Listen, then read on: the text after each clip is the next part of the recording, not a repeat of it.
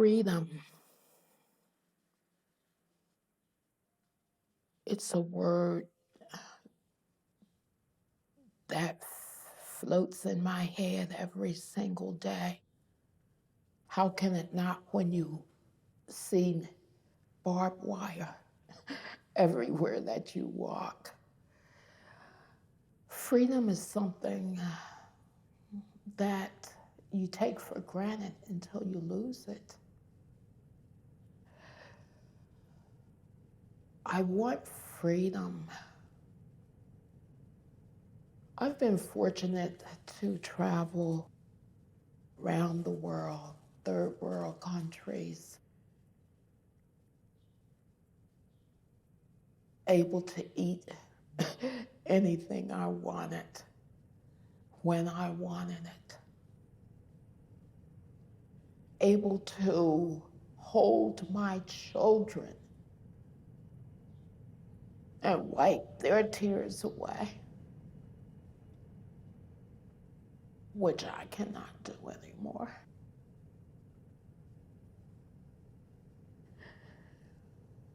Able to go to people who needs me and offer my help. Make sure my family and my friends are taken care of.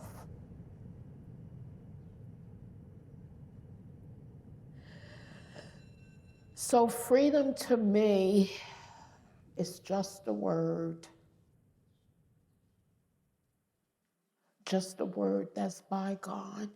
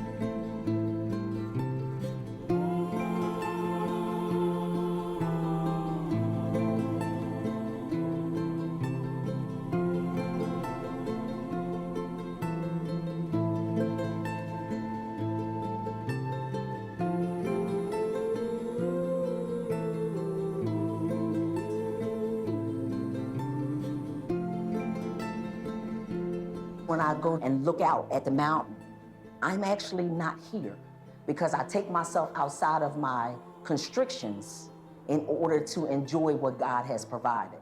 And I always try to see it that way. Now, there are times when we are locked down and we have to get our room searched, and certain people will tear your room apart, and then you've got to clean it all up. That is when I feel the most incarcerated. I grew up in all over the place. We moved around a lot. And I was closer to my brother than anybody else because I took care of him. My mom and dad fought, so when they'd fight, I'd get my brother, take him outside, keep him away from that. And most of the time I was in like a country setting. I feel like these ladies feel like one day they're going to be free, and me, I don't. And my mental illness is a big part of that because it's got that stigma attached to it. I have a combination of schizophrenia and major depression. And For people closest to me, it don't matter. They understand this. They support me. But it's, I don't know, it's just, my first diagnosis when I was 16. And that was just depression. The rest was added on later. But I don't know, it just, they said it'll get better as you get older, and it hasn't. I think they finally got me on a good medication that doesn't have a whole bunch of side effects, and plus it helps, which is a hard thing to find. But the hardest part is so many people look at you as that mental illness instead of looking at who you are otherwise. I mean, that's part of me, but it's not all of me. And they always want to judge you on that. They don't see the good you did. They see, well, she's unstable. And I think for me to get out of here, they're gonna have to change the way they feel about mental illness. So, my future is indefinite. I'm probably gonna die here, and part of that is my fault, because I let things happen the way they happened. I could be miserable all the time, but I refuse to be miserable all the time. I have a miracle in some of my friends. I had really good friends. And that's a miracle on the streets as well as in here. And I lean on my friends. That's all I lean on my friends.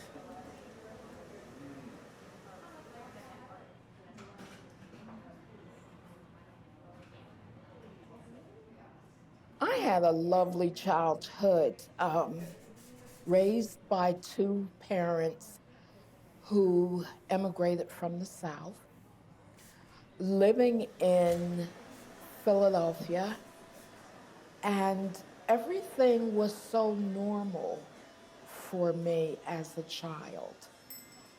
I had 5 brothers and a sister, and I can say that in looking back on my childhood, there would be nothing that I would want to change.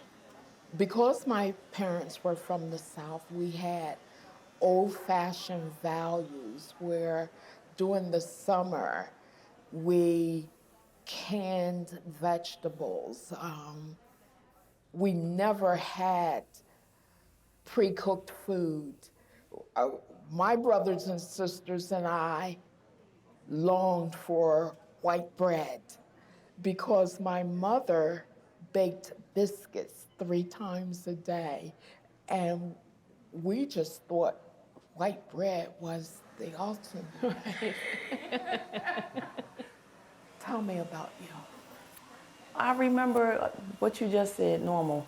Like that word just played around in my head after you said it, because I remember wanting to know what a normal childhood was, watching certain shows that would have been, 70s and the 80s, Brady Bunch and Bill Cosby and Happy Days, and wanting to know, well, what's normal? And then wondering if every little girl was being molested too.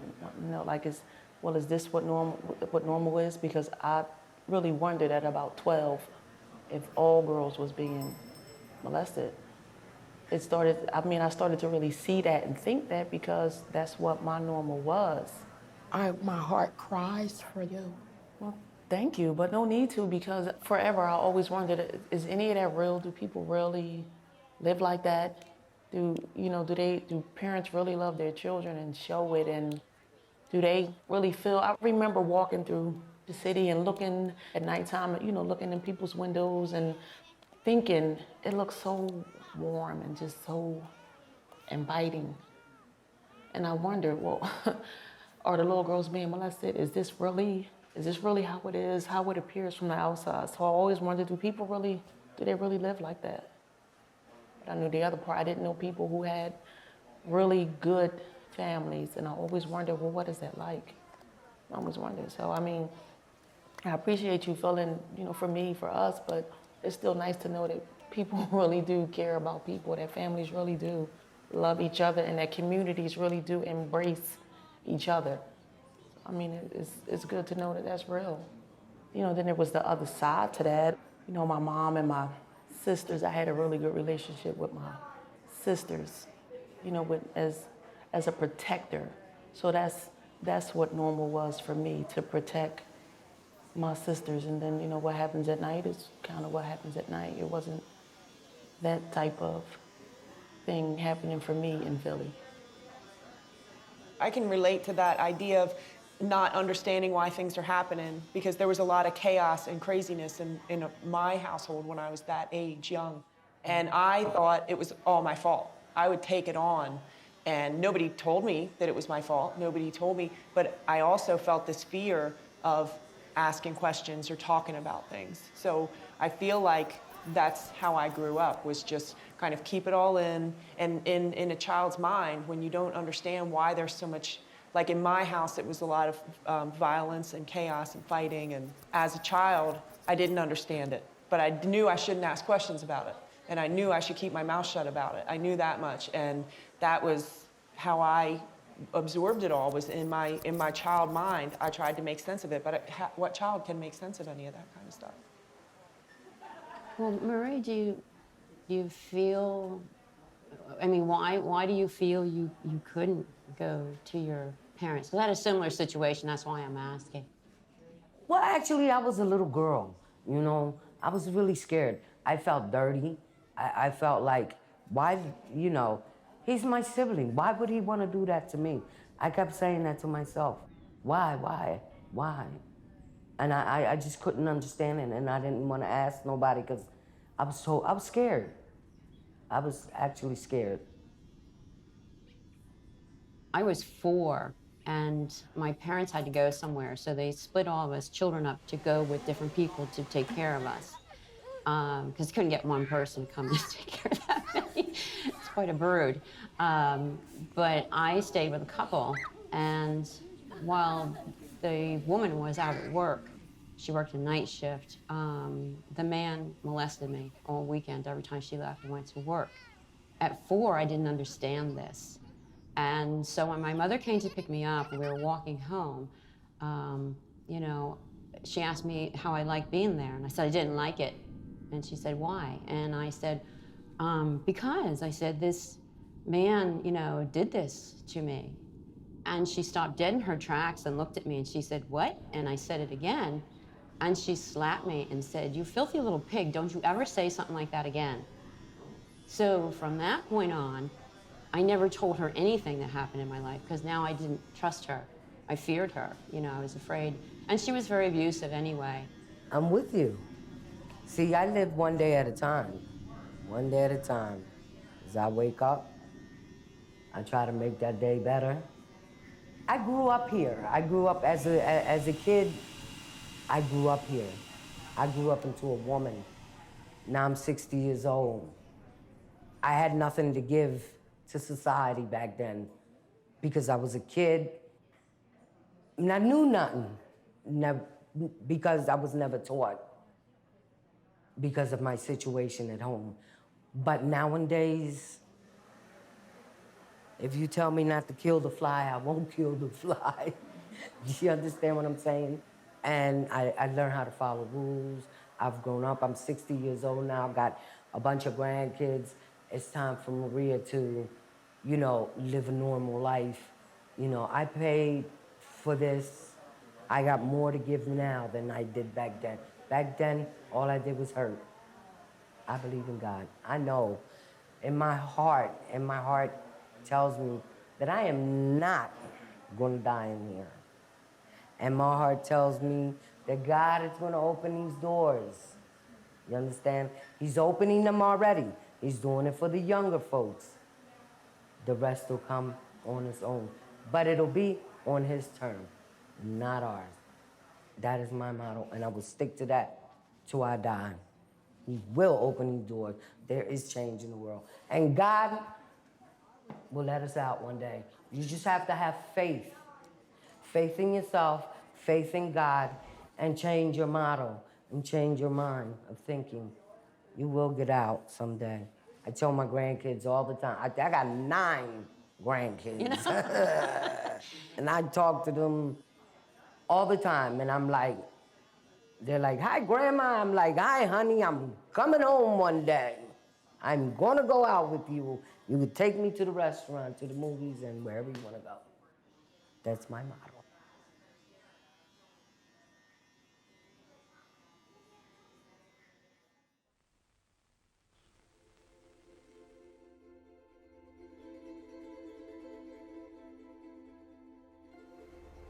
So when I was on death row, I didn't have a fear of dying. I think I lived each day as, when this is over, I'm going to a better place. Life is not done here. I will just shed this body, but my spirit will go on. And so I think that's how I viewed living under a death sentence and having a death warrant signed. And I knew God had me. And I fully believed that.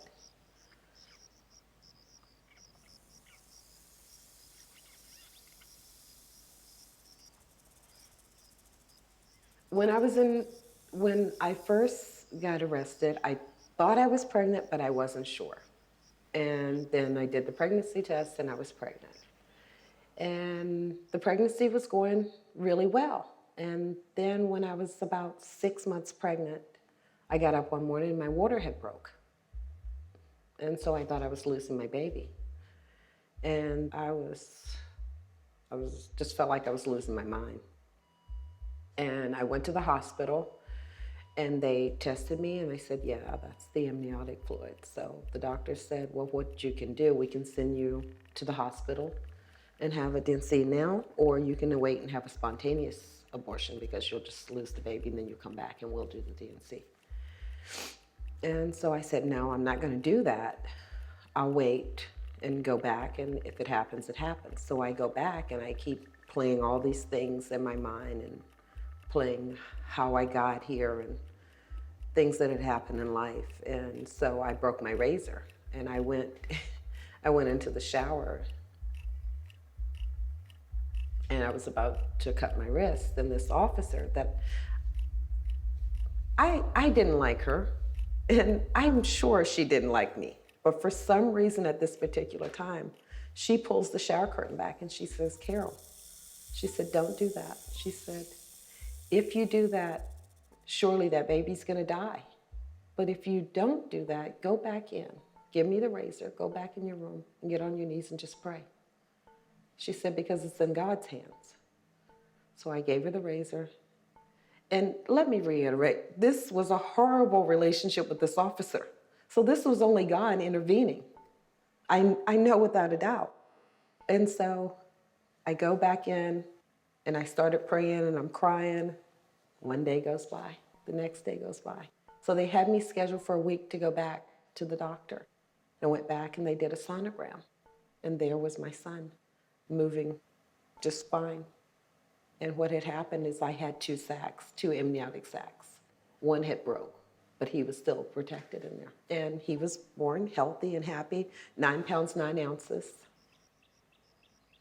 And that was God. Forget about it, that was God. So, yeah, see, yeah. I think a lot of times people here, they get in the cycle of not doing anything. They just don't want to do anything. But when you get up and you have a purpose each day, things change for you. You feel better about yourself. So we had that purpose. And so myself and the other ladies, we would get up and clean our unit. And we took pride in what we did. You know, this is where we have to live, so we want to keep it clean. And when other people came in, they was like, oh, you guys have it nice here.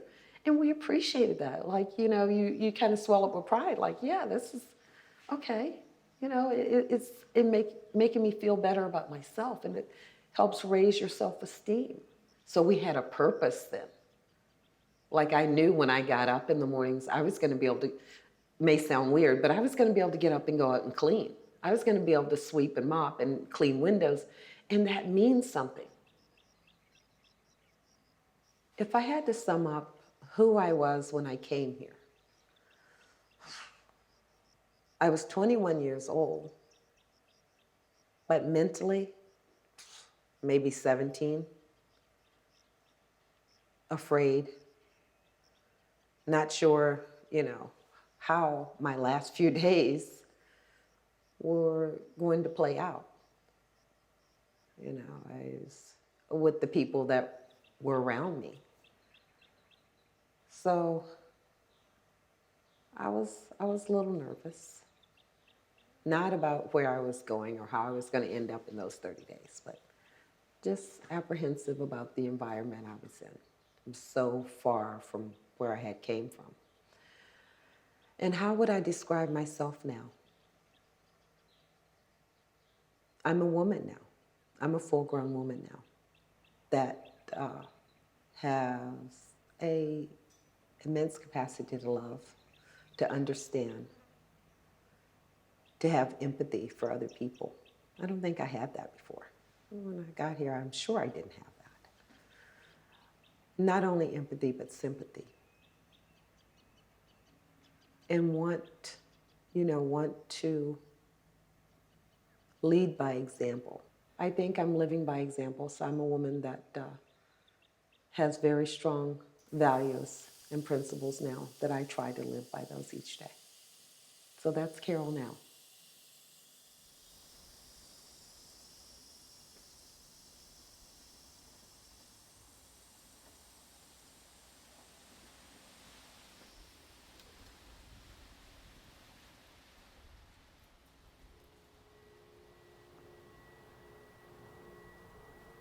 I'm not physically free right now. I'm physically confined, but the freedom that I have in my life is over the choices that I make. I feel like I'm free in my mind because nobody can confine my mind. What I want to learn, what I want to think, who I choose to be, these are all things that I have absolute control over.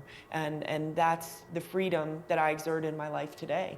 Memories, places that I've traveled, my education, relationships that I've had, my niece and nephew, like watching my nephew grow up and being a part of that, and those memories can never be taken from me. So my ability to kind of cling on to those things, that's my freedom, the things that they can't take away from me, and I really believe that. I think that, when we submit to our surroundings or our environment, we're allowing us to be inside of a prison of our own making.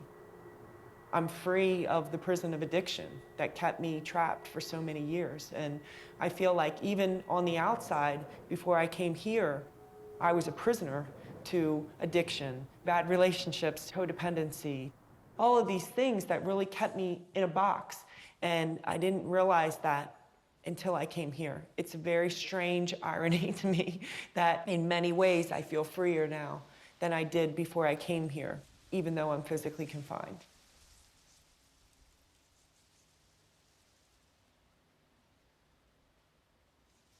The women that I've met that have been here decades and decades, you can't say that that's the same woman who came in here.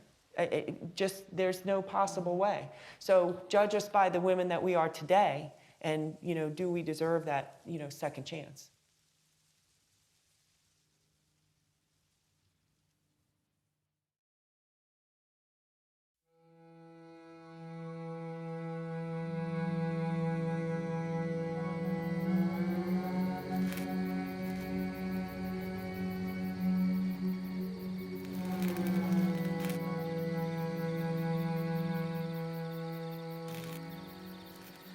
Every morning that I wake up, I look up to my light and it reminds me that I'm in prison.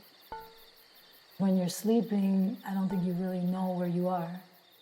But when I wake up every morning and I look at that light, there isn't a day that I just think like, what the hell did I do to my life? What went wrong? Those are the questions I get early in the morning. And sometimes it's real hard just to get out of bed. I have really, really dark days, and then I have some days when I wake up and I'm just grateful to have a bed.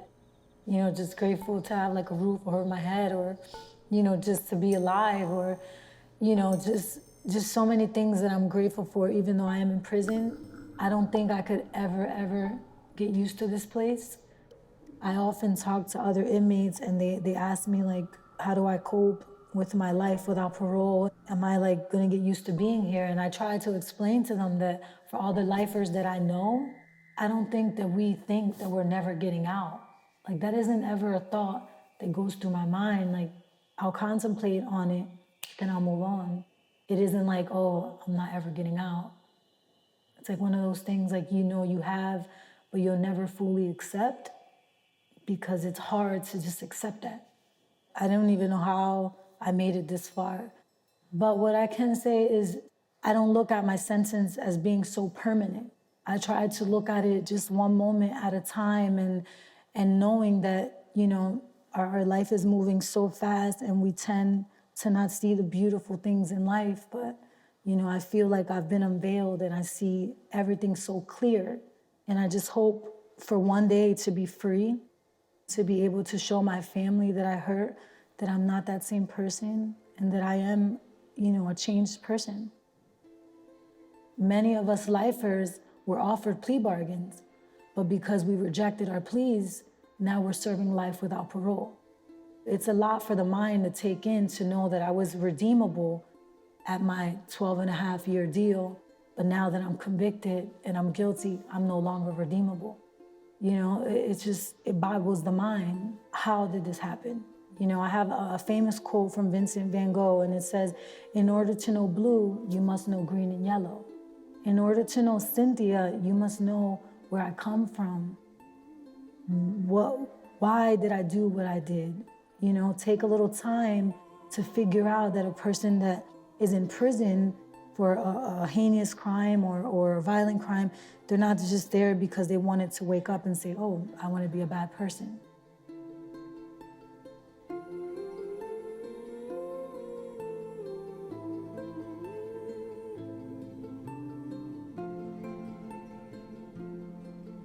I have spent a lot of time with a lot of different women here, women that were labeled as killers or, women that were convicted of murder. And some of these women 45 years ago, made a bad choice, but today they're not those same women. People can change. Some of them are here through domestic violence. Whatever circumstances brought them here, I try to look at the situation and know that people can mess up, people can snap. It doesn't mean that they're evil and they're not capable of change. Something happened in their life and just taking that moment to figure out what. If I were to get out tomorrow, I don't want to be ordinary anymore. I want to be extraordinary. In my mind, it's always just freedom. Your head high to the sky, but I'm hungry for the physical freedom.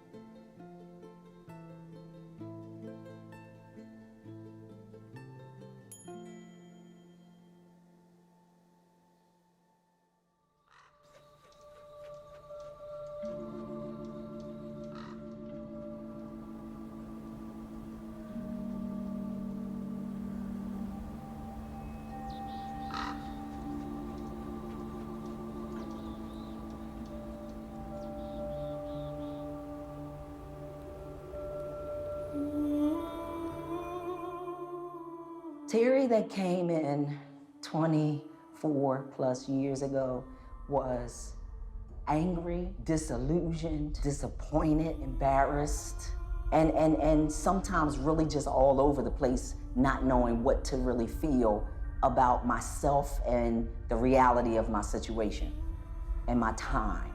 And now today, I know that there are 52 different people in between that.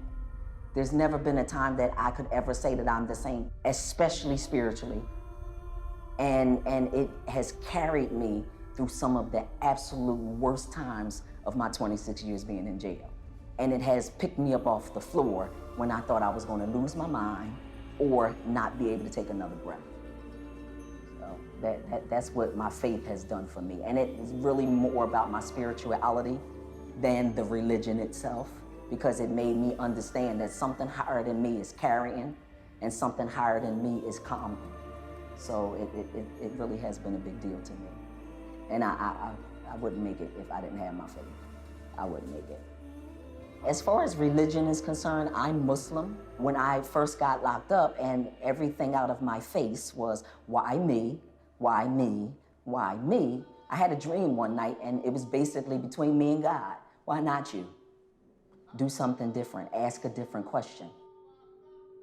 Religion and spirituality is such a hard subject for me. I guess I grew up in a very Christian background. My mom was always taking me to church, and she wanted very strongly for me to believe, and I feel like it was always kind of being pushed in my face. But people would tell me that, God doesn't let bad things happen to good people, and, he never gives you too much that you can't handle. But it was always like that. I was always, dealing with something, and everything was always so overwhelming, and I guess I just got angry with it. So I never fully accepted it, but I'm not against it either. I guess it's more just I will find it on my own terms. Since being incarcerated, I think that I just did not see the severity of what I was doing. I think that the road has been one of discovery. I thought that I knew so much, only to realize that I only was seeing a little spot. So I think that in my travels of time, I realized that time doesn't really matter because you lose track of it real easily here. And since being incarcerated, I have had to live with and eat with and sleep with and be educated with people that I would have never had conversations with. When I go and look out at the mountain, I'm actually not here because I take myself outside of my constrictions in order to enjoy what God has provided. And I always try to see it that way. Now, there are times when we are locked down and we have to get our room searched, and certain people will tear your room apart, and then you've got to clean it all up. That is when I feel the most incarcerated. 1, 2, 3 to a million. This is not home. This will never be home. This will never feel like home ever. I make my cell/room as cozy as I possibly can. So you learn to make your way peaceful and cozy, but you can't really get comfortable, and you can't ever say home. The only thing that makes me even remotely close to HOME is where my sister is. Because home truly is where my sister is. It can't be home, but you get to a place where this is where I reside until such time that either I'm gone or I'm dead. So I'm going to make it the best that I can. So I teach people who I really am. I don't need a bunch of enemies. I don't need a bunch of problems. I don't need people on my back all the time. Though we are incarcerated, and although we have life sentences, and because someone died, a new button has been turned on, I know for me and for the ones that I'm closest to how precious life is and how important change is. If you are not changing, you can't possibly complain about the changes that aren't being made. And you can't affect change if you don't change yourself. And as soon as you start to change yourself, you do everyone a service. And we should be of service. I don't think that enough people take that seriously, that we should be of service. And being of service doesn't mean that we don't know how to be selfless at sometimes or selfish sometimes. It just means that we have to know that time has to be set aside for other people and for the importance of life in and of itself. I don't care if you pick up a shriveled up leaf off the ground and say, well, this was green 2 days ago, and now the day is shriveled up. You have to be able to just see the smallest of things in order to be better. And you have to keep your mind open to change. If you stay stuck, nobody ever gets a chance to do anything better. Nobody ever gets to be seen differently. I know I've been seen so many different ways, but I know that now I'm seen one way at the top. And most of the negative is all the way down at the bottom because I worked on me. And I think that so many free people have no idea they could make this world so much better. It doesn't have to be all bad or sad. I will not consider myself a religious person. I will consider myself a spiritual person.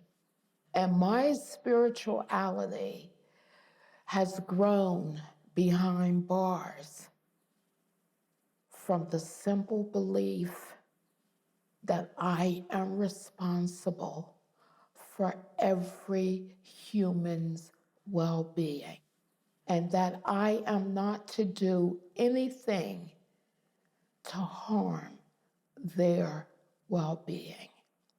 And with taking that simple fact with me every single day, I'm satisfied with my spirituality.